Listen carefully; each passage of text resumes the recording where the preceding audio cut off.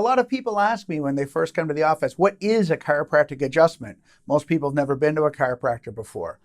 A chiropractic adjustment is a gentle and specific manipulation of the spine in order to alleviate pressure on the joints and on the muscles, and most importantly, on the nerve fibers that keep us alive.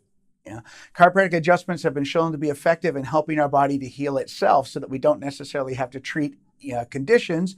Rather, we treat the pressure that's been building up on the nerve to allow the body to express life at a greater level. Yeah, we've seen lots of great effects with chiropractic adjustment working with people with headaches and back pain and neck pain, and even more importantly, allowing them to live a longer and healthier life. Yeah, we look forward to taking care of you here in the office.